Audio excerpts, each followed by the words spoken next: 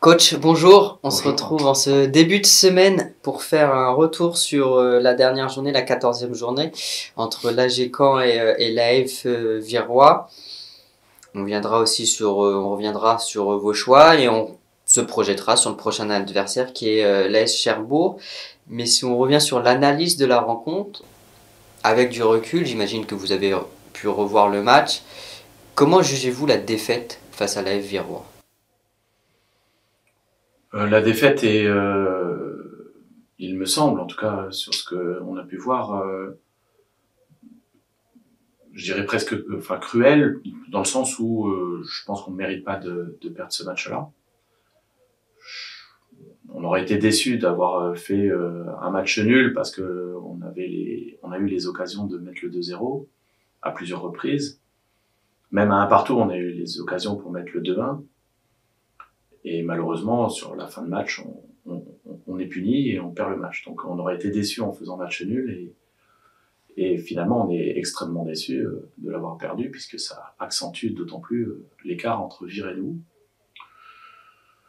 Comment je pourrais l'analyser? Je l'analyse dans le sens où dans le football, il faut être efficace. Et en plus de ça, le discours était que l'équipe qui allait faire le moins d'erreurs allait vraisemblablement l'emporter. Et on a fait, en termes d'efficacité offensive et défensive, on n'a pas été, on a manqué d'efficacité de façon générale, voilà, sans incriminer qui que ce soit et quoi que ce soit. Mais c'est un constat.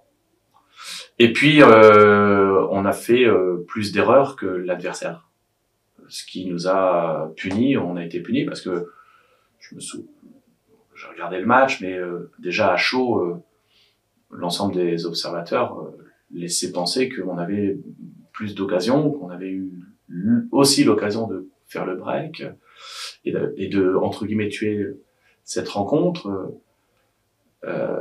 J'ai aussi entendu que même du côté virois, ils laissaient entendre que la victoire était presque pas inespérée, mais en tout cas c'était pas forcément mérité de la tête et des épaules. Donc voilà, dans le football, il faut être efficace, il faut marquer lorsqu'on est dans nos points forts, dans nos bonnes périodes, hein, et il faut faire le dos rond lorsqu'on est dans une période un peu moins bonne ou sur des actions bien précises, d'être capable de pouvoir ne pas encaisser. Malheureusement, sur ce match-là, on a manqué d'efficacité et on a fait pas beaucoup d'erreurs, mais ça a suffi à l'équipe de Vire de nous punir. Comme face à Avranches, la décision s'est faite en toute fin de rencontre. Est-ce que c'est un manque de concentration? Est-ce que c'est à trop vouloir chercher le 2-1, on se découvre un peu plus derrière? Je sais pas si ça a une cause à effet et si les deux matchs peuvent être mis en relation. Une chose est sûre, c'est qu'en effet, on a pris 2 buts sur les 2 derniers matchs dans les arrêts de jeu alors qu'on menait et on s'est fait rejoindre et on a pris le deuxième but qui est synonyme de défaite dans les arrêts de jeu. L'un sur un coup de pied arrêté sur un corner. On en avait parlé, mais c'était certainement un manque vraisemblablement de concentration et de se dire voilà, il faut qu'on accroche quelque chose. Sur ce match-là, j'aurais plutôt tendance que c'est plus un manque de maturité dans le sens où on a fait les choses relativement correctement dans ce qu'on espérait faire avec les moyens qu'on avait. Hein. Je rappelle qu'on avait aussi une équipe remaniée. On en parlera certainement d'ailleurs. Dû à des absences. Donc contre le leader, il fallait aussi trouver les bonnes choses. Donc avec une équipe remaniée, avec tout ça, on a manqué, je pense, de maturité, notamment sur la fin de match. Voilà, parce que si on voit que l'action qui se termine, oui, en effet, on peut avoir des regrets puisque on est encore 6 défenseurs pour 3 attaquants et malgré tout, ils arrivent à marquer. Mais le départ d'action, c'est quand même nous qui avons le ballon sur un coup franc, qu'on joue trop vite. Alors que depuis le début du match, on faisait sortir l'ensemble de l'équipe et que c'était Wilfried Betfian qui dégageait. Et on avait ce plan d'être à la tombée, d'être à la retombée, de conserver le ballon un petit peu plus haut. Vraisemblablement que l'analyse du jeu à ce moment-là a fait que on pensait pouvoir jouer un peu plus rapidement, reprendre l'ascendant. Malheureusement, on n'a pas géré l'événement du match, c'est-à-dire on est à la 90e, 89e, on est sur un score qui, malgré tout, nous est pas pénalisant, puisqu'on reste encore à distance, et que cette analyse-là, c'est plus, j'oserais dire, plus un manque de maturité, entre guillemets. On s'est vraisemblablement un petit peu, je vais pas dire enflammé parce que c'est pas le mot, mais on a voulu trop bien faire. Voilà, ça part d'un très très bon sentiment, mais comme ça va dans l'action, voilà, on s'emballe et alors que jusqu'à présent, parce que même en première mi-temps, même les coups francs ou les fautes qui étaient dans les coins de corner, c'était Betfian qui les sortait parce qu'on voulait surtout pas donner la possibilité à l'adversaire de nous créer ou de faire des erreurs nous-mêmes pour que l'adversaire puisse les utiliser. Et on savait très bien que les deuxièmes ballons, notamment, étaient hyper importants. Et lorsqu'on joue un coup franc très vite et que l'équipe n'est pas en place, on n'est pas encore prêt à gérer collectivement ce côté-là. D'ailleurs, sur la tête de remise du défenseur central de Ferronche, il me semble. Ça revient dans une zone où il n'y a que des joueurs de vire. Parce que nous n'y étions pas complètement replacés. Mais c'est logique, puisqu'on a joué le coup franc alors qu'on n'était pas complètement en place. On aurait dû certainement prendre un peu plus notre temps, notamment à ce moment du match. On a vu une première mi-temps très tactique, où deux blocs étaient très bien en place. Ça nous a, en tant que spectateur, donné une première mi-temps assez fermée. C'était quoi le discours, votre discours à la pause? Parce qu'on a vu une seconde période presque à l'opposé, avec un match plus ouvert, une ouverture du score qui a forcément facilité cette ouverture. Mais c'était quoi le discours à la mi-temps? Le discours était déjà avant le match. Le discours avant le match était déjà de faire bloc, d'être déjà dans... Je savais que ce match-là n'était pas un match de football particulier, comme les autres. Il avait une saveur un peu différente. Il fallait lutter dans les duels, il fallait mettre de la densité autour du porteur du ballon, il fallait mettre de l'organisation pour être très équilibré, pour éviter de laisser de l'espace à l'adversaire, parce qu'ils arrivent à l'utiliser de façon très, très forte. Il fallait surtout pas jouer dans l'intérieur du jeu, parce qu'ils avaient une capacité à mettre de la pression et de récupérer des ballons et de pouvoir contrer très rapidement. Donc on a joué avec une vraie volonté de sauter. En plus, ils avaient la capacité à presser très haut. Donc pour éviter de se faire prendre les ballons dans la zone défensive, comme on a de temps en temps la possibilité de le faire, de sortir les ballons par le contournement et ainsi de suite. Il fallait passer par-dessus ce premier rideau qui nous permettait de pouvoir ensuite jouer, récupérer des ballons et de s'installer plus haut afin de prendre un minimum de risques. Donc en effet, la première mi-temps a été très très bien gérée, en tout cas dans ce domaine-là, et ça a mis une première mi-temps très, très stérile en nombre d'occasions, puisque je crois qu'il n'y en a pas des deux côtés, et que ça a été un combat avec des duels aériens, au sol, des fautes, un jeu haché, où il y avait très peu de rythme. Quand je dis très peu de rythme, ça ne veut pas dire... Il y avait de l'intensité dans les duels. Il y avait de l'intensité dans les courses. Mais il y avait beaucoup de coupures dans cette première mi-temps. À la mi-temps, le discours était...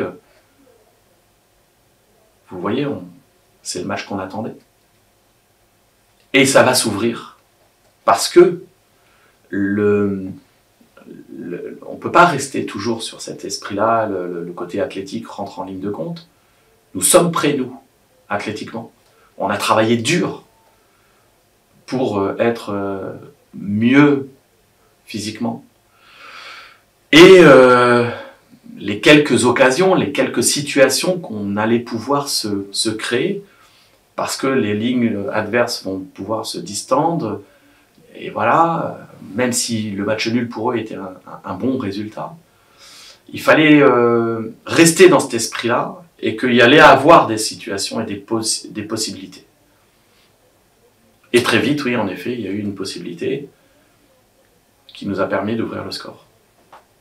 Ce que je regrette après cette ouverture du score, c'est qu'on aurait certainement dû, en termes de maturité, de pouvoir continuer comme sur la première période.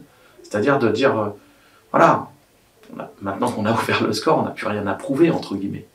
Il faut rester dans le combat, il faut rester dans l'efficacité, il faut rester... si on doit mettre un ballon dans la tribune, si on doit mettre un ballon en touche, si on doit utiliser le jeu un peu plus direct, dans certaines circonstances, j'ai pas dit qu'il fallait le faire tout le temps, j'ai dit que quand on était sous pression, quand on était en difficulté, il fallait prendre ces choses-là, de limiter aussi le nombre de fautes inutiles. Et ce que je regrette, c'est qu'on n'ait pas pu rester dans cet état d'esprit-là plus longtemps, puisque l'égalisation vient où on tarde à dégager, on se fait prendre le ballon, le joueur est dos au jeu, presque au coin du coin de corner, c'est-à-dire qu'il n'est pas dangereux du tout et qu'on va faire une faute inutile, qui donne la possibilité à l'adversaire de mettre un ballon devant le but et qui nous met en difficulté, forcément. Donc, puisqu'on avait aussi un déficit de taille par rapport à cette équipe de Vire, donc il fallait surtout, plutôt que de gérer les coups francs, il faut éviter de créer des fautes inutiles. Des fautes, il y en a tout le temps, mais il faut éviter de faire des fautes inutiles dans des zones qui ne servent à rien, sur des joueurs qui ne sont pas dangereux. Et malheureusement, 10 minutes après notre ouverture du score, on se fait égaliser sur cette partie-là. Malgré tout, le match a continué à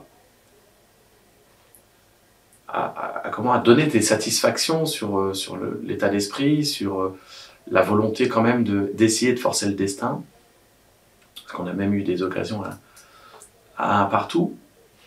Et puis, je rappelle aussi qu'avant ce but pris, on a l'occasion de mettre ce deuxième.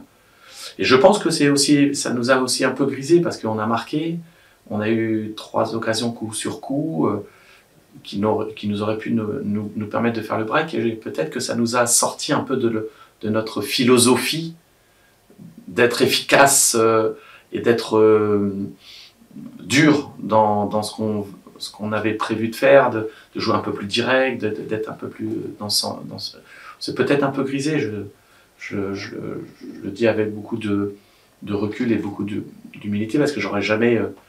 je ne sais pas qu'est-ce qui s'est passé, mais en tout cas, c'est comme ça que je l'analyse à froid aujourd'hui. On va revenir sur vos choix. Oui. Ça a suscité quelques réactions dans les tribunes de l'application. Tout d'abord, vous avez décidé de titulariser Morgan Ardouin au poste de numéro 6. Alors, on sait que Morgan a pu jouer à ce poste-là dans sa carrière, notamment à Alençon. Mais pourquoi avoir fait ce choix-là pour ce match-là, en tout cas? Je vais l'expliquer. D'une part, en effet, on a eu 15 jours pour préparer ce match-là, puisqu'on n'avait pas de match la semaine précédente, et que lorsque on sait que William Koulibaly n'est pas en capacité de jouer, on regarde, et je regarde dans l'effectif, les joueurs qui sont capables de pouvoir jouer ce poste-là. Il y a logiquement Alex Tessier qui rentre dans ce registre, même si, et pour en avoir discuté avec lui, je pense qu'il est plutôt sur un jeu à 2 devant la défense, plutôt que d'être tout seul, ou d'être un cran plus haut avec une pointe derrière, une pointe basse. Jouer tout seul en tant que sentinelle, si on voulait garder notre philosophie de jeu et les joueurs qui nous donnent satisfaction, notamment devant avec Toufiki Sopromadze, il fallait trouver un joueur seul capable de pouvoir être là. Donc, même si je sais qu'il est capable de le faire, et on avait eu à l'occasion au mois de novembre ou décembre, lorsque Morgan était suspendu, il fallait, sur une opposition, il fallait le mettre et on l'a mis en 6 et j'avais trouvé qu'il avait en effet la capacité et le potentiel de le faire.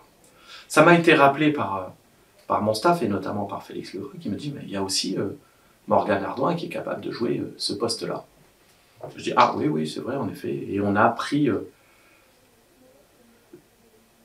l'option de vérifier par des oppositions et mercredi qui a précédé le match de Vire à comment on a fait 3 tiers-temps, 2 tiers-temps avec Alex, 1 tiers-temps avec Morgan.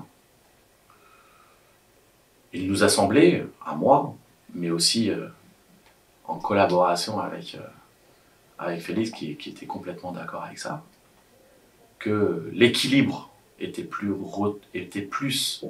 retrouvé pour l'équipe avec Morgan. Ça ne veut pas dire qu'avec Alex, ça n'aurait pas pu l'être, mais il y avait un peu plus de certitude.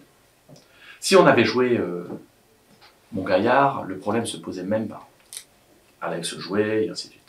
Connaissant l'équipe de Vire, avec notamment Charlier qui était entre 2 lignes, qui se retrouvait toujours entre eux, et ainsi de suite, il fallait absolument qu'on ait une personne dans cette zone-là pour pouvoir gérer ce joueur-là. Et d'ailleurs, c'est une question que vous m'avez posée la semaine dernière. Comment vous allez faire pour régler le problème Charlier?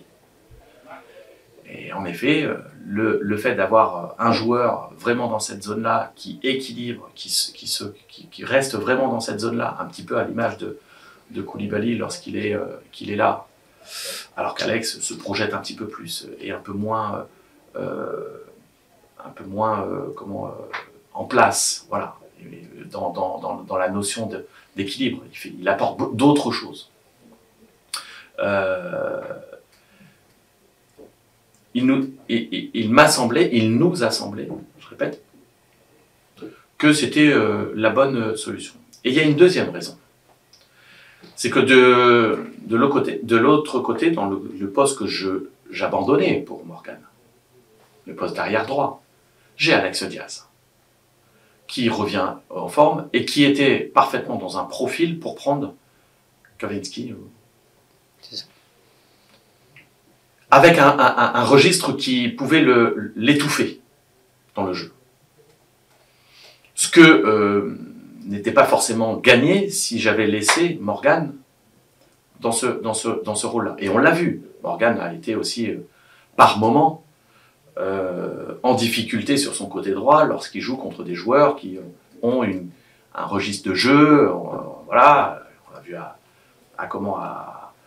Grand-Quevilly, où c'était pas facile, on l'a vu sur d'autres matchs, et voilà. Donc l'idée c'était de dire, et il revenait entre guillemets d'une blessure, et ça lui demandait de faire beaucoup d'efforts, même si c'était qu'une semaine, mais voilà. Le fait d'être dans le milieu de terrain permettait de faire ça.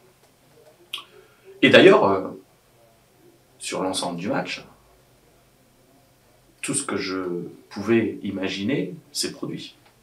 Il a fait ce qu'il fallait. Et je ne regrette pas ce choix sportif. Par contre, je sais que ça a marqué, que ça a surpris. Et si j'avais géré uniquement vis-à-vis de moi, en disant pour me protéger moi, pour éviter d'avoir la foudre qui puisse tomber à un moment donné, en ne pensant pas à l'équipe, mais uniquement à ma personne, en effet, je mettais Alex Tessier, je remettais Morgan. J'ai pas le résultat, on ne le saura jamais.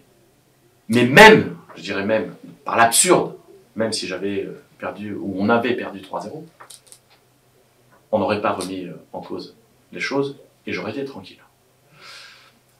Dans mon raisonnement, dans le raisonnement, j'ai essayé de faire en sorte qu'on puisse gagner, qu'on puisse faire le match qu'il faut afin de rester dans la course, et c'était un choix sportif vis-à-vis d'Alex. Et je m'en suis expliqué avec Alex, et Alex l'a très très bien compris. Le seul regret que j'ai, c'est que cette prise de décision, je l'ai prise très tardivement.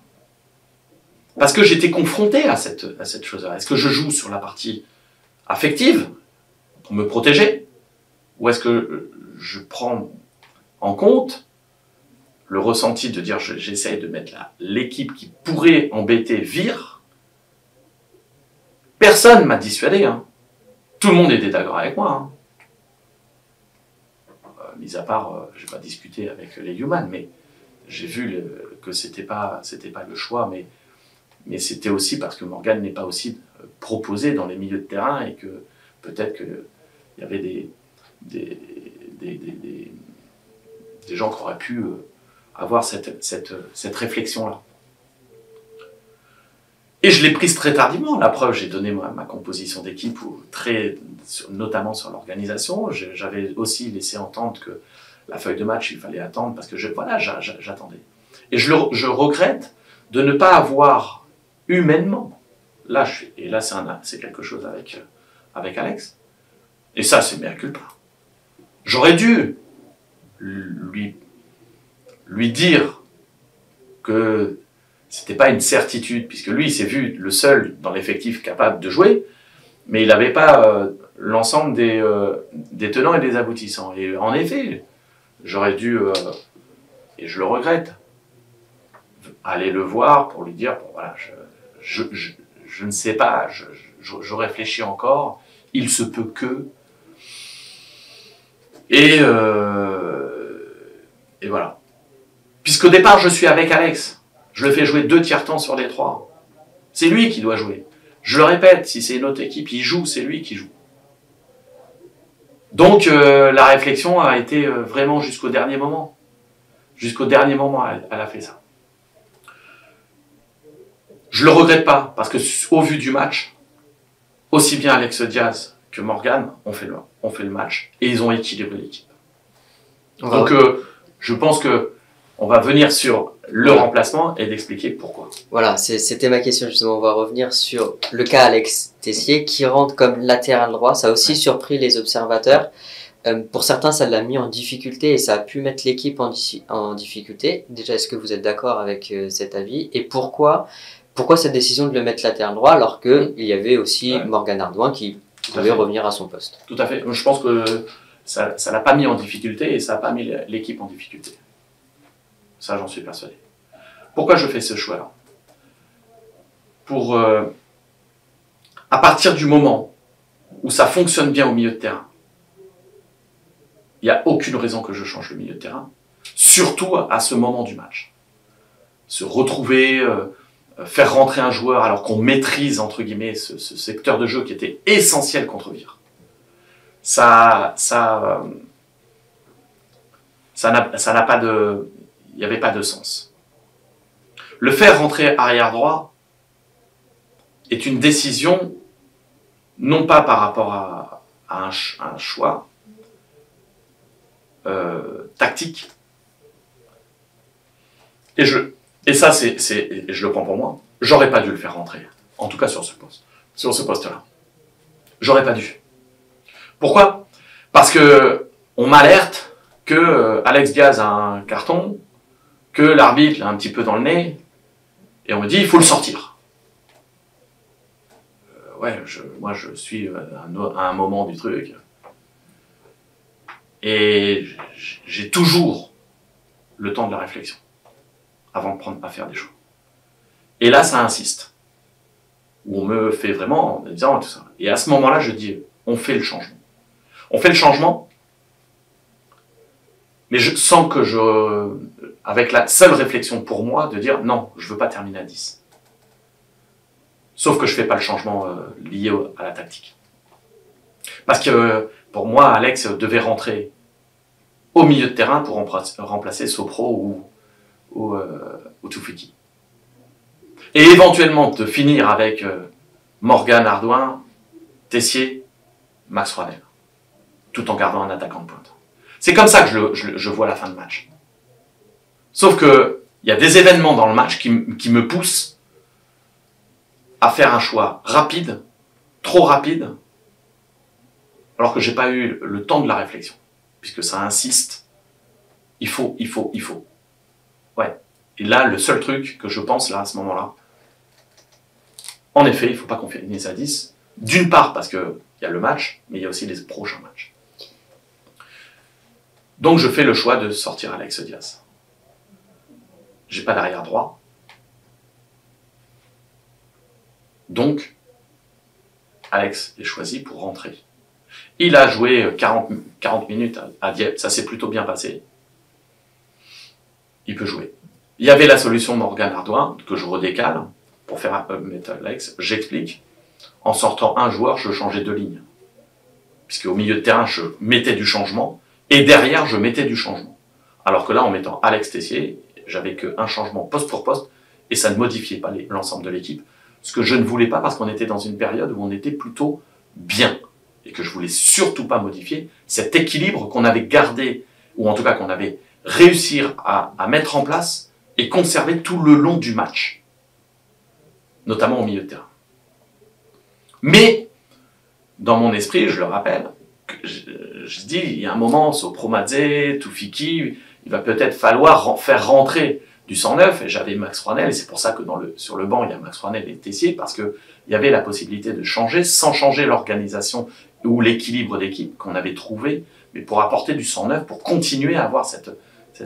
Malheureusement, j'ai pas pu le faire. Donc voilà les raisons pour lesquelles tout ça. Et je m'en suis expliqué avant qu'il rentre, à Alex. Parce que la question c'est, je rentre, comment il rentre. Et j'ai dit non, je veux pas changer le milieu de terrain, parce qu'on a l'équilibre. Donc tu vas, comme tu as fait une bonne truc, il reste, je sais plus à quel moment il reste, mais il reste quelques dizaines de minutes, à peu près. Peut-être un peu plus, une vingtaine. En tout cas, il reste un bon quart d'heure, on va dire. J'ai pas les temps de jeu exacts, en tout cas de mémoire. Et je veux pas changer je veux pas casser l'équilibre qu'on avait, surtout à ce moment-là. Et quand on me dit, mais il a été en difficulté, il a été tout ça, non, je suis pas d'accord. Il a fait une très très belle rentrée. Alors en effet, il se fait éliminer à la fin, sur le dernier débordement. Mais ce n'est que la conséquence de ce qui s'est passé avant. Et je rappelle qu'on est encore 6 dans la surface de réparation, contre 3. Donc, il s'est fait éliminer, mais si ça avait été Morgan, peut-être qu'il se serait fait éliminer de la même façon. Voilà. Donc, c'est pas la question. Je rappelle que je pense que le départ de l'action qu'on prend sur ce deuxième but, c'est pas la fin de l'action. Notamment la contre-attaque qu'on prend avec, ce joueur côté gauche qui déborde et qui centre sur Dalois. C'est le départ. C'est le coup franc qu'on ne doit pas jouer aussi vite. Si on reste dans notre idée et ainsi de suite, on fait un partout, et à la fin on n'aurait pas parlé des choix ou des choses comme ça, parce que j'ai pas senti Alex Tessier, qui a fait une très très belle rentrée, dans l'investissement, dans le combat, dans le positionnement. Il a intercepté pas mal de ballons. Alors oui, la décision s'est faite sur son comté à la dernière minute, et du coup on remet en cause ça. Mais on peut remettre aussi en cause plein de choses qui expliquent le résultat final. Mais en tout cas, c'est pas Alex Tessier, ou en tout cas son positionnement sur le terrain pendant un laps de temps très court, qui a fait que ça a changé. Au contraire, on a gardé l'équilibre au milieu de terrain, et on a pu, à un moment donné, rester concentré sur les choses. Et je ne suis pas convaincu qu'en ayant fait Morgan Hardouin à droite et Tessier dans l'axe, le temps que Alex, au vu de ce que j'avais déjà vu mercredi, qui se mette vraiment dans le tempo du match et ainsi de suite, ça aurait peut-être aussi posé des soucis. Et remettre Morgan, alors qu'il avait déjà beaucoup couru, travaillé dans le milieu de terrain, le remettre dans un rôle où les efforts sont complètement différents, au lieu de courir, mais c'est plutôt de faire des sprints, alors qu'il était déjà fatigué, j'ai pensé que c'était pas la meilleure solution et qu'il fallait mieux garder l'équilibre. D'ailleurs, concernant le remplacement de Alex Tessier, qui remplace Alex Diaz, je voulais quand même ajouter quelque chose. Comme j'ai dit, voilà, il y a des événements qui m'ont été rapportés pour faire ce choix. A posteriori, oui, là j'ai fait une erreur. Parce qu'il ne doit jamais sortir. Et de rester dans la conviction que Alex Tessier puisse nous apporter au milieu de terrain pour remplacer Sopro ou Toufiki. J'ai pas pris suffisamment le temps de la réflexion et a posteriori, oui, si j'ai un gros regret, Alex, quitte à prendre le rouge, comme on l'a évoqué, j'aurais dû le laisser sur le terrain. Ça aurait été à refaire, vous, Alex Diaz ne sont pas. Mais j'aurais dû prendre, je le fais tout le temps, je prends toujours la réflexion lorsqu'on me donne une information ou on me propose un changement, je prends toujours la réflexion. Et là, je l'ai pas prise. Et je le regrette amèrement parce que c'est, je pense que avec Alex, en prenant le risque avec Alex, on aurait pu aussi avoir Alex Diaz, je parle. On aurait pu avoir Alex Tessier qui puisse rentrer et apporter encore plus de solidité au milieu de terrain sur une fin de match. On va maintenant se projeter sur le prochain adversaire, l'AS Cherbourg. C'est forcément l'objectif fixé, on est focalisé sur Cherbourg, mais n'est-ce pas trop dur justement de se focaliser sur cette rencontre et ne pas penser au prochain match face à Vire qui arrive très vite et qui pourrait avoir un goût de revanche? Je parle pour le staff, mais également pour les joueurs. Est-ce que c'est pas dur de rester focalisé sur Cherbourg sans trop se projeter sur déjà le prochain match face à Vire? Non, mais il est clair que l'objectif, c'est les 2 prochains matchs. Si on se fixe des objectifs à court terme, c'est les 2 prochains matchs. On a forcément un coin de notre tête, le match de Vire, là-bas. Pour qu'il devienne intéressant, il faut prendre celui de Cherbourg. Donc on a dans un coin de notre tête, bien entendu, Vire là-bas. Non pas avec un sentiment de revanche, mais avec un sentiment d'aller grappiller des points sur un concurrent. Mais pour grappiller des points sur un concurrent, il ne faut pas en perdre contre Cherbourg. Donc notre esprit, il est concentré sur Cherbourg. Il est de garder au moins, à minima, l'écart qu'on a actuellement avec Vire. C'est en passant par une victoire à Cherbourg. En pensant que Vire gagne aussi son match. Mais nous, en gagnant, quoi qu'il arrive, on restera de toute façon à minima sur ce match-là, et du coup, le match de Vire deviendra un match important, pas décisif, mais important, et on aura le temps d'en discuter. Et suite au résultat de Vire, peut-être qu'on aura moins de points à rattraper, à condition de gagner, ou en tout cas de faire ce qu'il faut contre Cherbourg. Parce que si on perd à Cherbourg, ou si on fait un mauvais résultat à Cherbourg, et que dans le même temps, le match de Vire deviendra anecdotique. Donc, bien sûr que l'objectif, il est déjà d'aller, un coin de notre tête, c'est Vire. Mais il y a aussi, ça passe par Cherbourg. Donc voilà l'état d'esprit, en tout cas, mon état d'esprit, celui du staff, mais aussi du groupe. En tout cas, c'est celui que j'essaie d'inculquer au groupe, que ce match de Cherbourg est très très important, parce qu'il y a un match contre Vire. Mais je vais même plus loin, et c'est ce que j'ai dit hier au groupe. C'est que ça sera un match important, mais ça ne sera pas un match décisif. Parce qu'il reste encore beaucoup de matchs. Et que le championnat va se jouer contre toutes les équipes, en prenant des points.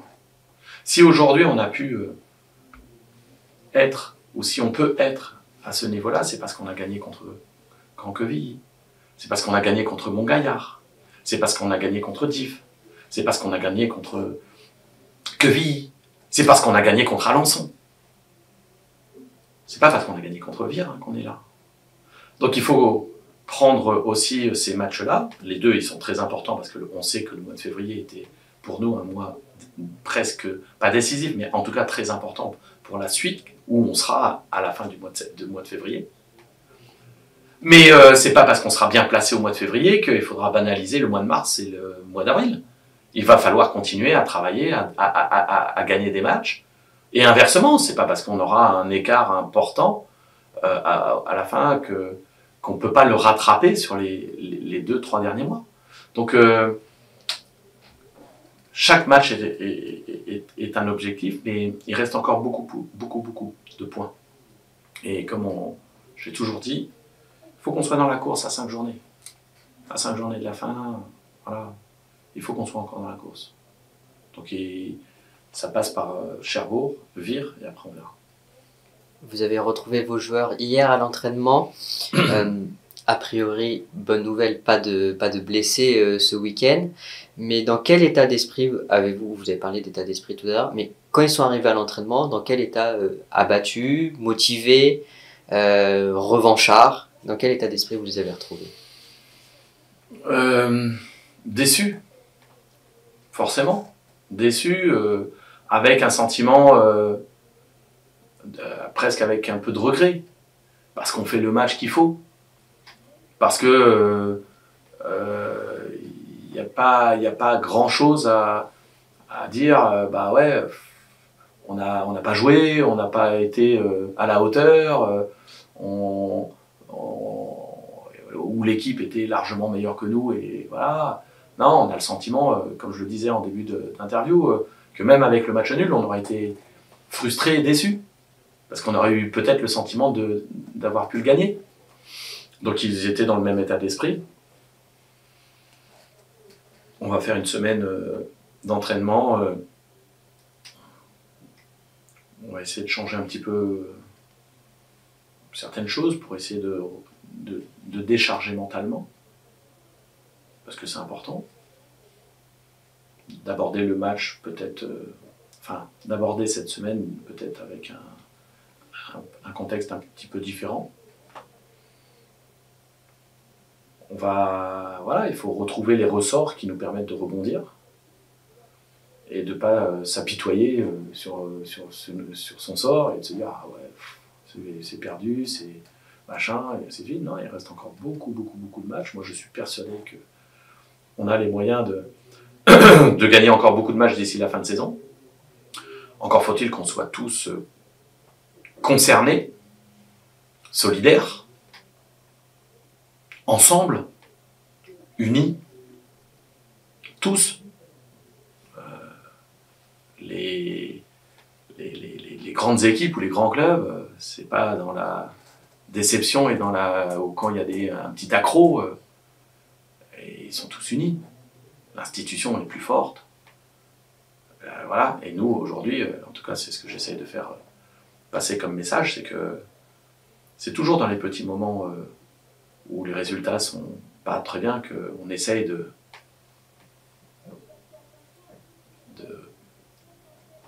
tirer la couverture à soi. C'est pas de ma faute, c'est lui, c'est machin. C'est humain, donc voilà.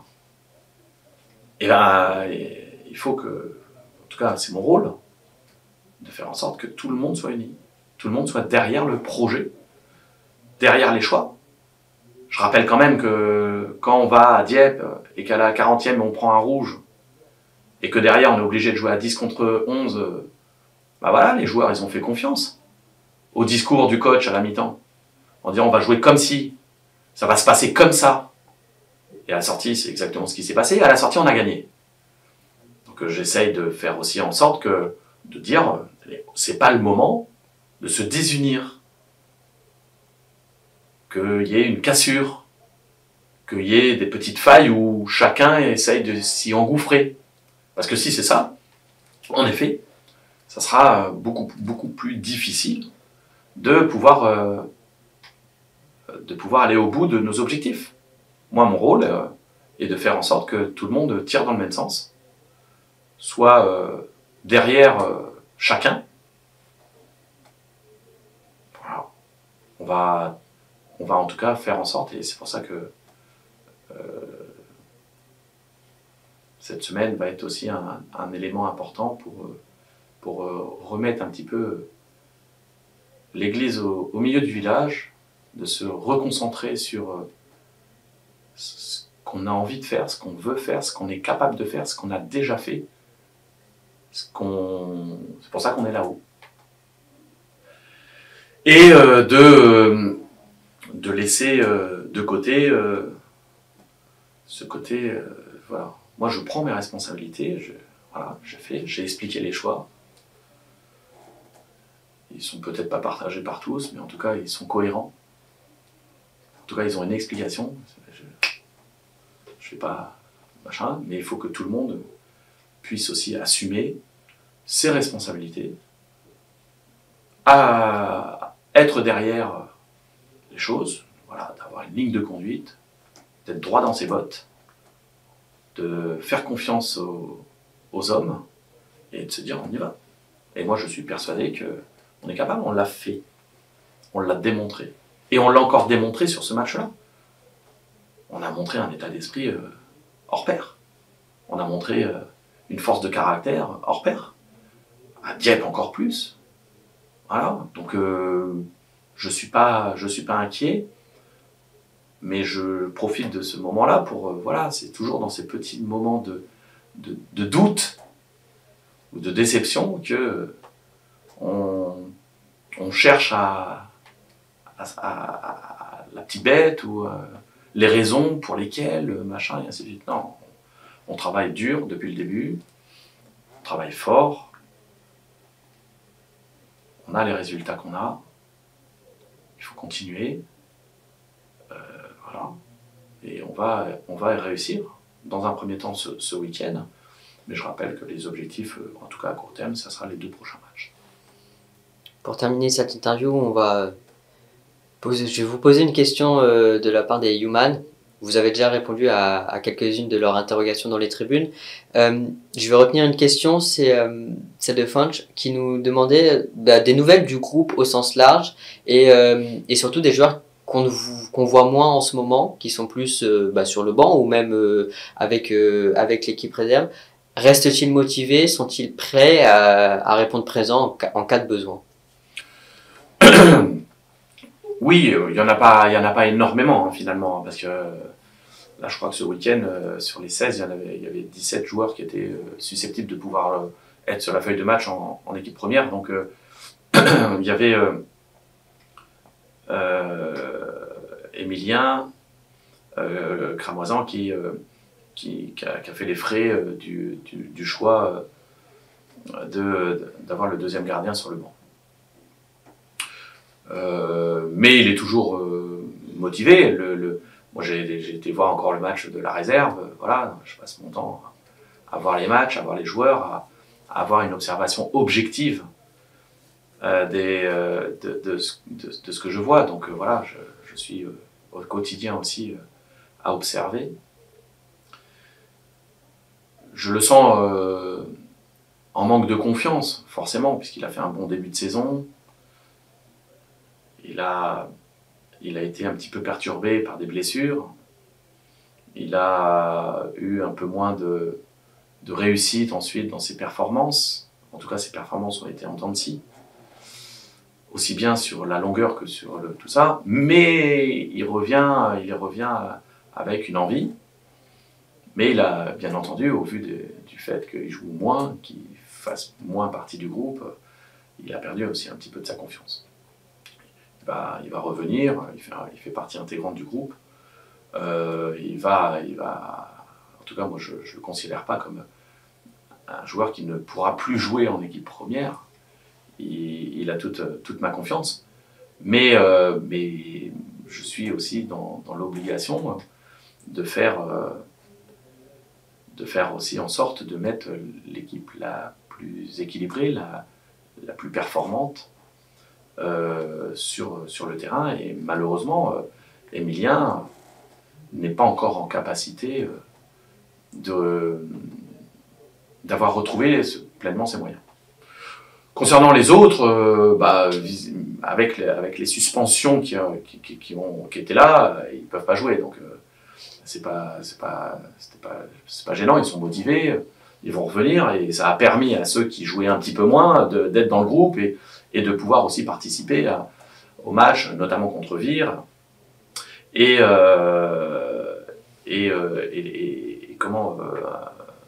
sur les matchs précédents. Donc je ressens pas une frustration plus que ça, au contraire. Et puis il faut aussi se rendre compte que dans la saison, il y a des mouvements. Je veux dire, je me souviens qu'à un moment donné, il y avait Joël Lembo et il n'était pas forcément titulaire. Il a même été une fois joué en équipe réserve. Aujourd'hui, il joue et il est capitaine. Donc on va pas, ça va très vite. Et inversement, Emilien Cramoisan était titulaire sur tous les premiers matchs et ses performances l'ont amené à être un petit peu plus avec l'équipe réserve. J'ai pas d'a priori sur ça. Je veux dire, l'intérêt, c'est d'avoir toujours des gens, et il y a des états de forme, il y a des postures, il y a des joueurs. Je vais prendre Aït-Ouissi qui découvrait le club, qui a eu une période d'adaptation, qui commence à être un petit peu mieux dans la compréhension de ce qu'on attend de lui.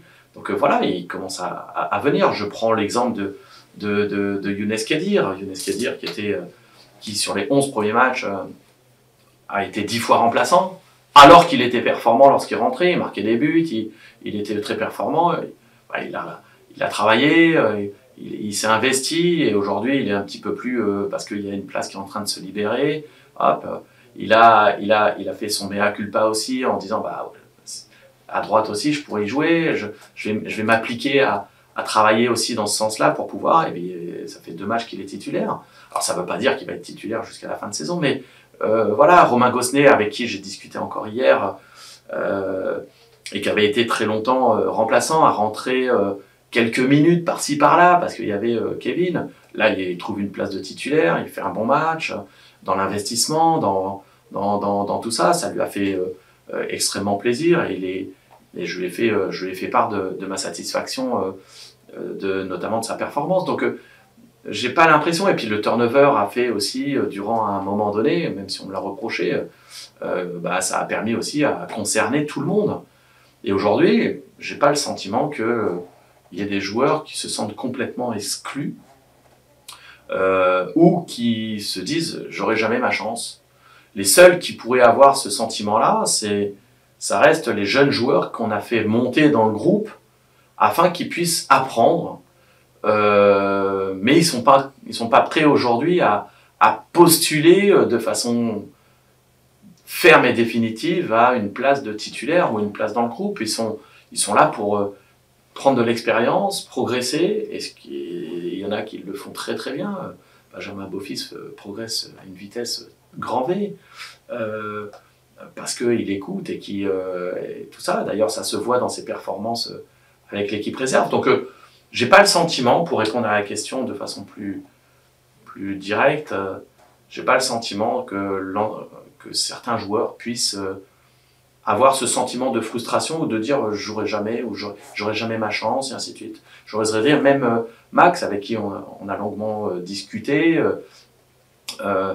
il sait aussi très bien qu'il y a un milieu performant qui est là, et que lui, il faut qu'il continue à travailler afin de pouvoir gagner du temps de jeu, gagner des places, une place de titulaire par moment, et voilà, de retrouver aussi son niveau de jeu. Ça va beaucoup mieux, il est beaucoup mieux dans ses baskets, mais parce qu'il a rien lâché. Et ça, c'est plutôt une bonne chose, parce que ça veut dire que le groupe vit bien aussi. Donc, c'est pour ça que je mets l'accent sur... il ne faudrait pas profiter de ces petites contre-performances liées aux résultats, comme ce week-end, pour qu'il y ait des failles. Mais des failles entre les joueurs qui disent « ouais, pourquoi non ?» Mais aussi dans le staff. « Ah ouais, mais on aurait pu faire comme ci, on aurait pu faire comme ça. Non, il faut qu'on soit soudés, unis, et d'avoir, voilà, quand on prend une décision, c'est comme dans une entreprise, on est autour d'une table, on essaye de faire en sorte, tout ça. La vie des humans aussi, quand je regarde la vie des humans, je sens un certain nombre de choses, même si je prends en compte, et c'est dommage, qu'il n'y ait pas complètement la totalité des événements qui puissent être en leur possession pour pouvoir avoir un avis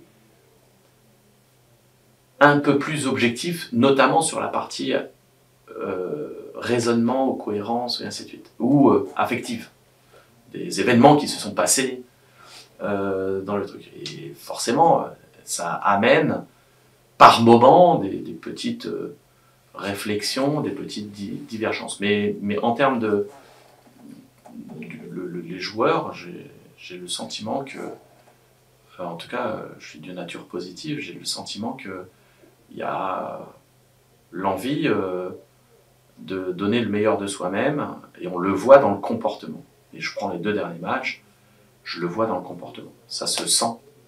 Autant, je n'étais pas forcément satisfait de l'état d'esprit à Saint-Lô, où j'ai senti une équipe un peu suffisante, ou nonchalante. Là, je sens des gens qui s'investissent, qui courent, qui s'engagent, qui respectent un certain nombre de choses. Et on est souvent récompensé. Et il arrive des fois, comme ce week-end, même si c'est cruel, qu'on n'ait pas la performance, ou en tout cas qu'on n'ait pas le résultat qu'on aurait dû avoir. Très bien, merci pour cette interview sans doute un peu plus longue, mais il y avait des choses à dire. Il y avait des choses à dire. On va vous souhaiter une bonne semaine et on se donne rendez-vous vendredi pour faire le point. Merci beaucoup.